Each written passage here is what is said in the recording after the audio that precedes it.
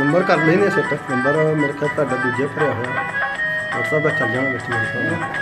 आ जाऊगा WhatsApp का number ने भरा लेने अपने